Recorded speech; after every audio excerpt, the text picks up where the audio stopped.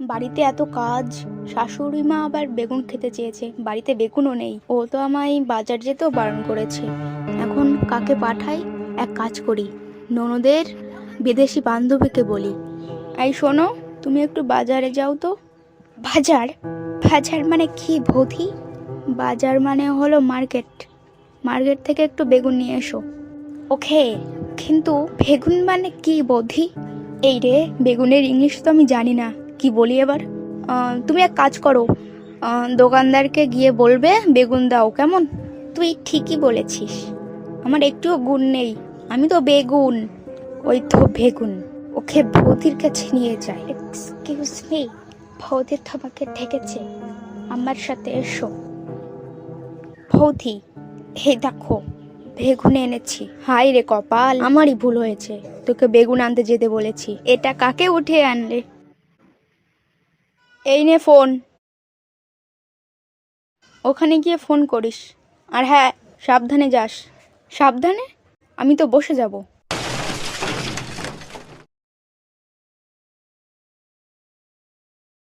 ওই তো ওখানে অনেকজন দাঁড়িয়ে আছে, ওদের কাছে জিজ্ঞাসা করি। এক্সকিউজ মি, আপনারা কি আমার বয়ফ্রেন্ডকে দেখেছেন? আপনার বয়ফ্রেন্ডের কি কোনো ছবি আছে আপনার কাছে? না তো, ছবি তো নেই। ছবি না দেখে আপনার বয়ফ্রেন্ডকে চিনবো কি করে? তা আপনার বয়ফ্রেন্ডকে আপনি কবে থেকে খুঁজে পাচ্ছেন না? আসলে আমি আমার বয়ফ্রেন্ডকে ছোটবেলা থেকেই পাচ্ছি না। আপনাদের কাছে একটি প্রশ্ন জিজ্ঞাসা করব, যে উত্তর জানা থাকলে বলবেন, না জানা থাকলে বলবেন না। হ্যাঁ ঠিক আছে, জিজ্ঞাসা করুন। আচ্ছা, তবে প্রশ্নটা শোনো। প্রশ্নটা হলো, এমন কোন মূল্যবান জিনিস যেটা আমি এখন তোমাদের কাছ থেকে নিচ্ছি, কিন্তু পরে তোমরা আমার কাছে চাইলে আমি সেটা পরে দিতে পারবো না। এমন কোন জিনিস যেটা পরে চাইলে দিতে পারবে না? কি জানি, হবে না। উত্তরটা কি বলো তুমি?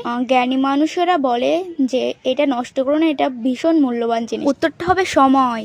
7 কোটি দেবো না। আরে বাবা, আমি কি অমিতাভ বচ্চন নাকি উত্তরের বদলে টাকা দেবো? একটু শর্ট ভিডিও দেখি। 4 ঘন্টা পর আর একটাই শর্ট ভিডিও দেখবো, তারপরে উঠবো। আর একটাই শর্ট ভিডিও দেখবো, তারপরে উঠবো। 10 ঘন্টা পর। যা, ফোন তো লক হয়ে গেল, একটুও চার্জ নেই। যাই চার্জে বসিয়ে দিই। এ কি, এত তাড়াতাড়ি রাত হয়ে গেল, আমি বুঝতেও পারলাম না। বাড়িতে কত কাজ পড়ে আছে, এবারে কখন করি ওইগুলো। আর কোনো দিন শর্ট ভিডিও দেখবো না বাবা। শর্ট ভিডিওর মধ্যে তো আমি ফেসে গেছিলাম। ভাগ্যিস লক হয়ে গেছিল ফোন, নইলে আমার জীবনই বেরিয়ে যেত। কখন শর্ট ভিডিও দেখতে দেখতে আমি বুড়ি হয়ে যেতাম, নিজেই বুঝতে পারতাম না। এই সুপর্ণা, সুপর্ণা, মা ডাকলো মনে হলো, একটু ভালো করে শোন। এই সুপর্ণা, কোথায় আছিস? একবার তাড়াতাড়ি বাড়িতে আয়। উত্তেরি, মা ডাকছে তো, এখন না গেলে আর ভীষণ ধোলাই পড়বে। আসি কেমন, পরে আবার আসবো। হ্যাঁ বলো মা, কি হয়েছে, ডাকছো কেন?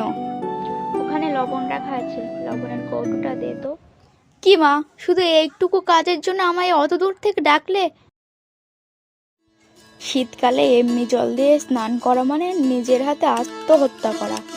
তার থেকে বরং মাকে বলে দিই জল গরম করতে, গরম জল দিয়ে স্নান করব আজ। মা, আমার জন্য গরম জল করো তো। হ্যাঁ আচ্ছা, বসিয়ে দিচ্ছি। 10 ঘন্টা পর। কি হলো মা, তোমার গরম জল করা এখনো হলো না বুঝি? না রে, এখনো গরম হয়নি জল। তুই গরম জল দিয়ে স্নান করবি 1 মাস আগে বলে রাখবি তো। 1 মাস আগে তাহলে উনুনের ওপরে বসে রেখে দিতাম। 4 ঘন্টা পর। কি হলো মা, এবার হলো? হ্যাঁ হয়ে গেছে। যাক বাবা, অবশেষে জল গরম করা হলো। উফ, এ কি, তুমি হাত দিয়ে নামাচ্ছ কেন? আরে ছ্যাঁকা লাগবে তো। না রে, ছ্যাঁকা লাগা তো দূরের কথা, একটুও গরম লাগবে না, দেখবি। এই দেখ, হাত দিচ্ছি, কিচ্ছু হচ্ছে, একটু গরম লাগছে না, দেখেছিস? আরে বাবা, এখন শীতকাল, বুঝতেই তো পারছিস।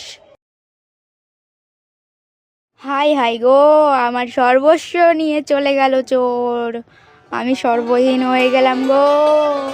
কেঁদো না গো, কেঁদো না। আমি বলি কি, তোমার সমস্ত গয়নাগাটি যদি ব্যাংকে রেখে দিয়ে আসতে, তাহলে আজ চুরিটা হতো না। বাড়িতে গয়নাগাটি রেখেছো ঠিক আছে, কিন্তু লক করে রাখতে পারোনি। এখন তো বাজারে কত রকম লক পাওয়া যায়। আমি বলি কি, তোমরা যদি কালকে রাতে জেগে থাকতে তাহলে চুরিটা হতো না। কি যে বলো না দিদি, চোর কখন আসবে সেই ভরসায় কি সারা রাত জেগে থাকবে? তার থেকে বরং সিন্ধুকের সামনে ইঁদুর ধরা ফাঁদ রেখে দিলে চোরের পা পড়তো, চোরের চিৎকারে ঘুম ভেঙে যেত আর চোর ধরা পড়তো। তার থেকে ভালো হতো যদি সিসিটিভি ক্যামেরা লাগানো থাকতো, তাহলে চোরের চেহারা দেখে চোরকে সহজেই ধরা যেত। একেই বলে চোর পালালে বুদ্ধি বাড়ে। আমি সুপর্ণার মা বলছি। আসলে ওর সাথে একটু জরুরি কথা বলার ছিল, ও ফোন নিয়ে জানি তো, সেই জন্য আপনার কাছে ফোন করলাম। সুপর্ণা তো আজ টিউশনে আসেনি, টিউশন যায়নি, তার মানে সুপর্ণা কোথায় গেছে? পার্টি যাওয়া ক্যান্সেল, আসুক বাড়িতে আজ সুপর্ণা, ওর ব্যবস্থা হচ্ছে। ইমোশনালি ব্ল্যাকমেল করবো মাকে, মা কিচ্ছুই বলতে পারবি না। দেখবি কেমন লিখেছি, এ দেখ, বন্ধুদের সাথে ঘুরতে গিয়েছিলাম মা। দেখো তো কত বেশরমের মতন কথা বলছে। টিউশন বাদ দিয়ে বন্ধুদের সাথে বেড়াতে গিয়েছিলাম মা। টিউশন বাদ দিয়েছিলিস কেন? হ্যাঁ, টাকার মাসে মাসে টাকা কে দেয়? কষ্ট হয় না বুঝি আমাদের? কি গো তুমি চুপ করে আছো কেন? তুমি কিছু বলো। কিছু না বলে বলে মাথায় চড়ে গেছে একেবারে। কাঁদিস না, যা ঘরে গিয়ে একটু বিশ্রাম নে। আমার মেয়েটা না একটা কিছু গুছিয়ে রাখতে জানে না। এটা কি লেখা আছে? বাড়ি থেকে প্রাইভেট, প্রাইভেট থেকে স্কুল, স্কুল থেকে বাড়ি, আর বাড়ি থেকে আবার প্রাইভেট। এ কি? এটা তো সেই কথাই যেটা আমার মেয়ে আমাকে কাল বলেছিল। এই টাইটেল কি? Emotional blackmail. এত বড় প্রতারণা। আসুক ও বাড়িতে, ওর ব্যবস্থা করছি। মা আজ দেখি, এটা তো সেই ডায়েরি যেটাতে আমি লিখেছিলাম। এবার কি হবে? ইমোশনালি ব্ল্যাকমেল করবি? ইমোশনালি ব্ল্যাকমেল হবে না মা, মেরো না মা, এমনটা হয় না। তোর কত সাহস রে! তোর সাহস দেখে তো আমি অবাক হয়ে যাই। কেন রে, সাহসের আবার কি দেখলি আমার মধ্যে? শীতকাল পড়ে গেছে, আর শীতকালের প্রত্যেক দিন তুই স্নান করিস, আমি তো ভেবেই অবাক হয়ে যাই। ওরে বাবারে, তোর সাহস আছে বটে বলতে হবে। শীতকালের প্রত্যেক দিন তুই স্নান করিস। দেখতে চাস কেমন করে করি? চল দেখাচ্ছি, কিন্তু কাউকে বললে হবে না, বলে দিচ্ছি। এই বালতি ভর্তি জল দেখতে পাচ্ছিস, তুই স্নান করিস আর না করিস, এই জল যখন নিচে পড়বে তার আওয়াজ শুনে অন্যরা ভাববে যে তুই স্নান করছিস। তার মানে তুইও স্নান করিস না শীতের সময়? এতে অবাক হওয়ার কি আছে? শীতের সময় প্রত্যেকদিন কে স্নান করে বলতো? আর তাছাড়া আমি নিশ্চিতভাবে বলতে পারি, শীতের সময় সবাই কোনো না কোনো দিন স্নান করে না। আরে তুই এমনটা কি করে বলছিস? এমন ভাবে বলিস না।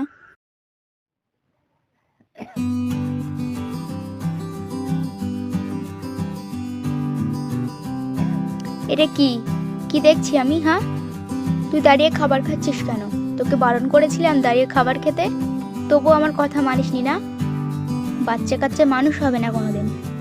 দে খাবার দে, দাঁড়িয়ে খাবার খেতে নেই অত।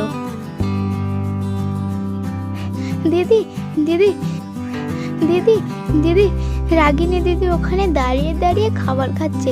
তুমি তখন দাঁড়িয়ে দাঁড়িয়ে খাবার খাচ্ছিলে বলে রাগিনী দিদি তোমার কাছ থেকে খাবার কেড়ে নিয়ে গেছিল না, তাই সেই খাবারটা এখন উনিও দাঁড়িয়ে দাঁড়িয়ে খাচ্ছে। শিগগির তাড়াতাড়ি আমার সাথে চলো দিদি, চল তো গিয়ে দেখি তো। আমাকে বলছিল এবার উনি নিচে দাঁড়িয়ে দাঁড়িয়ে খাবার খাচ্ছে, চল গিয়ে দেখি।